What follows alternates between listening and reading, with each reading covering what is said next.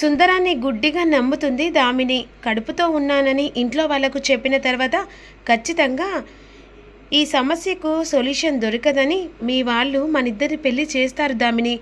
సరే సుందరం, నీకోసమని నేను ఈ విషయం చెప్తానులే అని దామిని వెళ్ళిపోతుంది. ఆలోపు సుందరం పిల్ల బుట్టలో పడింది. ఇక ఆ ఇంటికి మకుటం లేని మహారాజుని నేనే అని ఈ విధంగా అనన్య దగ్గరికి వెళ్తాడు. అక్కయ్, నువ్వు అనుకున్న ప్లాన్ సక్సెస్ అయిపోయింది. ఏమంటున్నావురా? అవునక్కాయ్, ఆ దామిని ఇంత తొందరగా ఆలోచించిన బుట్టలో పడుతుందని అస్సలు ఎక్స్పెక్ట్ చేయలేదు. ఆ దామిని ఇంట్లో వాళ్ళకు చెబుతుంది. ఆ తర్వాత దామిని మెల్లో నేను 3 ముళ్ళు వేస్తాను. ఆ తర్వాత ఇంట్లో అల్లుడిగా అడుగు పెడతాను. ఆ తర్వాత ఆ ఇంటిని రచ్చ రచ్చ చేసి కుటుంబాన్ని ముక్కలు చేస్తాను అని సుందరం అనుకుంటాడు. ఇంత తొందరగా ఆ దామిని నువ్వు అనుకున్న ప్లాన్ ప్రకారంగా నీ మాటలు విని ఇంత ఈజీగా నమ్ముతుందని అనుకోలేదురా అని ఈ విధంగా అనన్య అంటూ ఉంటుంది. అప్పుడు కాంచన ఆలోచిస్తూ ఉంటుంది. ఏంటమ్మా, ఏం ఆలోచిస్తున్నావు అని అనన్య అంటుంది. ఏం లేదమ్మీ, ఈ సుందరంగాడు ఆ దామినికి కడుపు ఉందని చెప్పేసి ఇంట్లో వాళ్ళకు చెప్పమన్నాడు.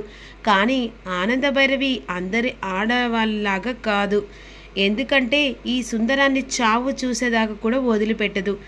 దామినికి కడుపు చేసిన విషయం బయటపడ్డదని చెప్పేసి ఇక రచ్చరచ్చ అయిన తర్వాత ఆ లోపు మనని బొచ్చు చేసి బొచ్చ చేతికిచ్చి జైల్లో పంపిస్తుందనేమో. ఇక ఒక్కసారి ఆలోచించారమ్మీ. లేనిపోని అనుమానాలతో నువ్వు ఇంకా లేని అపార్థాలు తీయకు. అక్కాయ్, పెద్దమ్మ చెప్తుంది నిజమే కదా. అసలే ఆ కుటుంబంలో ఆనంద భైరవి తెలివైంది. ఇక అందరు ఆడోళ్ళలాగా భయంతో మా ఇద్దరి పెళ్లి చేస్తుందని నమ్మకం ఎట్టా ఉంది? చేస్తుందిరా. ఆ దామిని ఖచ్చితంగా జరిగేలా చేస్తుంది అని విధంగా అనుకుంటుంటుంది. మరోవైపు కావాలని చెప్పేసి సౌమ్య పెళ్ళిని క్యాన్సిల్ చేసేలా చేస్తుంది కదా. ఈలోపు శరణ్య సౌమ్య దగ్గరికి వస్తుంది. ఇక కావాలని పెళ్ళి క్యాన్సిల్ అయ్యేలా చేసావు కదా. అవును, చేశాను. ఎందుకంటే నువ్వు అలా పెళ్లి కొడుకుని తీసుకొచ్చి నాకు పెళ్లి చేసి ఇంట్లో నుంచి వెళ్ళి పంపిస్తా అని అంటే సరిపోతుందా? ఆ పెళ్లి చేసుకోవడం నాకు ఇష్టం ఉంటుందా? నేను దర్శన్ మీద మనసు పడ్డాను, శారీరకంగా కలిశాము. అలాంటప్పుడు నేను ఇంట్లో నుంచి వేరే పెళ్లి చేసుకొని ఎలా వెళ్తానే అనుకున్నావు శరణ్య? ఎందుకంటే దర్శన్ నా సొంతం. నేను పెళ్లి చేసుకునేదాకా వదిలిపెట్టాను. అలాంటప్పుడు నువ్వు చూసిన సంబంధం పెళ్లి చేసుకుంటానని ఎలా అనుకున్నావు? చెప్పాను కదా, దర్శన్ నా వాడు, నా కొంగుకు కట్టేసుకొని ఇక అతని చేత నేను 3 ముళ్ళు వేసుకునేదాకా వదిలిపెట్టే ప్రసక్తే లేదు. ఏంటే చెలరేగిపోతున్నావు? ఈ ప్లాన్తో కుటుంబాన్ని పెళ్లి కొడుకు మీద అపార్థం చేసుకునేలా వచ్చేలా చేసిన నువ్వు, ఇక ఇంటికి కోడలు కావాలనుకుంటున్న నువ్వు, నీ కలలాగే కరిగేలా చేస్తానే. ఈ శరణ్య ఉన్నంత వరకు నీ గాలి మాటలేనే. ఇలాంటి గాలి మాటలు ఇలాంటి చాలామంది విన్నానే. పిచ్చి పిచ్చి వేషాలు వేసి నా మొగుణ్ణి ఈ వారంలో నీ కొంగు కట్టేసుకుంటున్నా అని అనుకున్న నీ తింగరి మాటలకు నీ నోటికి ప్లాస్టర్ అతికిస్తాను. ఇంకొకసారి నా మొగుణ్ణి నీ మొగుని చేసుకొని ఈ ఇంటికి మకటం లేని మహారాణిలా అని నీ కలలా నా కాలు కింది చెప్పులా మారిపోతుంది. ఏ శరణ్య, నోరు ముయ్యవే, పండ్లు రాలగొడతాను. అసలు ఎవతివే? నా జీవితంలో అడుగు పెట్టిందే కాకుండా నాకే సవాలు విసురుతున్నాం. నీలాంటి దాన్ని చీడ పురుగుల కంటే కాళ్ళ కింద తొక్కిందాన్ని. After all నువ్వెంతవే? నీ జీవితాన్ని నా జీవితాన్నిలాగని చెప్పేసి మారాలని చెప్పేసి అనుకుంటున్నావు. అంతేకాకుండా ఈ కుటుంబంలో ఒక చీడ పురుగులాగా ఉన్న నిన్ను కొన్ని రోజులు మాత్రమేనే నిన్ను బయటికి పంపించే ఛాన్స్ ఏ దొరికినా వదిలిపెట్టనే. ఇక అప్పటిదాకా నువ్వు ఏం చేయాలంటే ఇవి లెక్క పెట్టుకుంటూ కూర్చో. ఆఫీస్లో చాలా పెండింగ్ వర్క్ ఉంది. అవి చేయలేదనుకో, పైనుంచిలో వచ్చే మేనేజర్ ఫోన్ కాల్తో నువ్వు వెంటనే ట్రాన్స్ఫర్ చేసే ఛాన్స్ కూడా ఉంటుంది. అండర్స్టాండ్ అని ఆఫీస్ వర్క్ తన చేతిలో పెడుతుంది. విసిరి కొట్టి, చెప్తాను శరణ్య, చెప్తాను. దర్శన్ని ఎలా నా సొంతం చేసుకుంటానో, దర్శన్ చేత ఎలా 3 ముళ్ళు వేయించుకుంటానో, నేనెవరినో చెప్పిన తర్వాత దర్శన్ నన్ను ఎందుకు దూరం చేసుకున్నాడో, నీలాంటిది దర్శన్ జీవితంలో ఎలా వచ్చిందో అప్పుడు చెప్పి ఖచ్చితంగా దర్శన్ చేత 3 ముళ్ళు వేయించుకొని ఈ ఇంటికి నేను కోడలను అవుతాను. అప్పుడు ఇదే చేతులతో నిన్ను బయటికి గెంటేస్తాను అనే విధంగా అనుకుంటుంది. దామిని తన రూమ్లో ఇక సుందరం చెప్పిన మాటలు గుర్తు చేసుకుంటూ, సుందరం నీ లేకపోతే బ్రతకలేనంటాను. అయినా ఆస్తియా అంతస్తులు కాదు కదా, ప్రేమ కదా ముఖ్యం. అలాంటి సుందరాన్ని ఎందుకు దూరం చేసుకోవాలి?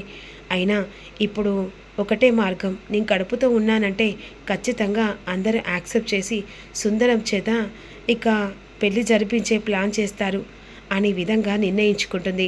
హాల్లో అందరు కలిసి మాట్లాడుకుంటూ ఉంటారు. ఆ సమయంలో ఇక వెంటనే దామిని హాల్లోకి వస్తుంది. ఏంటమ్మా దామిని అని అన్న తర్వాత, ఏం లేదు పిన్ని, మీతో ఒక విషయం చెప్పాలి అన్న తర్వాత, ఏంటి ఏ విషయం అని చెప్పేసి ఆనంద భైరవి అడుగుతుంది. ఏం లేదు పిన్ని, నేను సుందరాన్ని పెళ్లి చేసుకోవాలనుకుంటున్నాను అనేసరికి ఆనంద భైరవి అందరూ షాకింగ్గా చూస్తూ ఉంటారు. ఏంటమ్మా, వాడి గురించి తెలిసి కూడా సుందరాన్ని పెళ్లి చేసుకోవాలనుకుంటున్నావు? వాడు పెద్ద ఫ్రాడ్, అంతేకాకుండా వాడు రోడ్డు మీద తిరిగే అలాంటి వాడిని మన ఇంటికి అల్లుం చేసుకోవడం ఏంటమ్మా, వద్దు అనే విధంగా ఆనంద అంటుంది. లేదు పిన్ని, ఖచ్చితంగా సుందరాన్ని పెళ్లి చేసుకోవాల్సిందే. పిచ్చి గాని పట్టిందా? సుందరంగాన్ని పెళ్లి చేసుకోవాలనుకుంటున్నావు? వాడు ఎలాంటి వాడో కనీసం అర్థమవుతుందా? అలాంటి వాడు మన ఇంటికి అల్లుడు కావడం ఏంటి? ఇక తప్పదమ్మా, సుందరాన్ని పెళ్లి చేసుకోకపోతే జరిగే నష్టాలు చాలా ఉన్నాయి. ఏం మాట్లాడుతున్నావు? ఏంటి దామిని, ఏంటి పిచ్చి మాటలు, ఏంటి నష్టాలు? వాడు పెద్ద ఫ్రాడ్ అని తెలిసిన తర్వాత వాని చేత 3 ముళ్ళు వేయించుకుంటే నువ్వు ఎలా బ్రతుకుతావో కనీసం అర్థం ఉందా? ప్రస్తుతానికి నా నిర్ణయం ఇదే వదిన. ఎందుకంటే పెళ్లి చేసుకోపోతే నేను నష్టపోతాను. నువ్వు నష్టపోవడం ఏంటి? నేను నష్టపోయేది ఏంటంటే ఇప్పుడు నేను కడుపుతో ఉన్నాను అనేసరికి అందరూ షాక్ అయిపోతాడు. ఏం మాట్లాడుతున్నావు దామిని, నువ్వు కడుపుతో ఉండడం ఏంటి? అవును అవును పిన్ని, నేను కడుపుతో ఉన్నాను. అందుకే ఇక ఆ దారి తప్ప ఏ దారి లేదు. సుందరాన్ని పెళ్లి చేసుకోవడం తప్ప ఇక ఏ లేదు. ఈ ఇంటి పరువు పోకుండా కాపాడాలంటే సుందర చేత నేను 3 ముళ్ళు వేయించుకోవాలి అని ఈ విధంగా దామిని అంటుంది. పిచ్చిగాని పట్టిందా? చూసావా ఆనందా, ఇక దీన్ని బయటికి పంపించే సమయంలో దాన్ని దత్త తీసుకొని నీ బిడ్డలాగా చేసుకున్నావు. కానీ అది ఇలాంటి మోసం చేస్తుందని కల్లో కూడా అనుకోలేదు. అమ్మ, దయచేసి నా మాట విను. సుందరం నేను పెళ్లి చేసుకుంటాం. ఎందుకంటే ఇప్పుడు ఈ కడుపు విషయం బయటపడితే అందరి ముంగట పరువు పోతుంది. పరువు తీసిందే కాకుండా పరువు విషయం మాట్లాడుతున్నావా? నీలాంటి దాన్ని ఎన్ని కొట్టినా కూడా, ఎంత చంపినా కూడా తక్కువేనే. ఇక వాడితో ఈ కడుపు తెచ్చుకునేది కాకుండా డైరెక్ట్గా వచ్చి హాల్లో చెప్తున్నావా అని చెప్పేసి వెంటనే లీలావతి దామినిని కొడుతుంది. అక్క, ఆనంద భైరవి, ఎవ్వరు నాకు అడ్డు చెప్పదు. ఇలాంటి దాన్ని ఇంట్లో తీసుకొచ్చి కూతురుగా ఎన్నో నష్టపోయాను. కుటుంబాన్ని ముక్కలు చేయాలనుకుంది. కానీ ఇక మారిందిలే, నా కూతురు సంతోషంగా ఉంటుందిలే. సుందరాన్ని ఇష్టపడ్డది, సరే అని చెప్పేసి పెళ్లి కొప్పుకున్నావు. కానీ వాడి చేత కడుపు తెచ్చుకుని ఇలాంటి ఆడది మన ఇంటి పరువు తీసిన ఇలాంటి దాన్ని ఇంట్లో ఉంచే ప్రసక్తే లేదు. మన ఆనంద కుటుంబంలో ఇలాంటి ఆడదానికి ఈ ఇంట్లో ఉండే అర్హత లేదు. అక్క, ఏం మాట్లాడుతున్నావు? చెప్తున్నా కదా ఆనంద, నాకు ఎవరు సమాధానం చెప్పద్దు. ఎలాంటి నిర్ణయం తీసుకున్నా దానికి మీరు సరే అని చెప్పేసానరే. ఒకవేళ కాదంటే నా మీద ఒట్టే చచ్చేంతవరకు. కానీ నీకు ఇంట్లో ఉండే అర్హత లేదే అని చెప్పేసి వెంటనే దామిని మెడలు పట్టుకొని బయటికి గెంటేస్తుండగా, ప్లీజ్ పిన్ని, దయచేసి నన్ను అర్థం చేసుకోండి. ఏంటి నిన్ను అర్థం చేసుకునేది? పరువు తీసిందే కాకుండా వాడి చేత 3 ముళ్ళు వేసుకుంటే ఈ కుటుంబం పరువు నీ వల్ల పోవడం నాకు ఇష్టం లేదు. ఎక్కడ బ్రతుకుతావో, వాడిని పెళ్లి చేసుకొని ఎలాంటి జీవితాన్ని అనుభవిస్తావో నీ ఇష్టం అని చెప్పేసి వెంటనే మెడలు పట్టుకొని బయటికి గెంటేస్తుంది దామిని. ఏం జరుగుతుందో తెలుసుకుంది.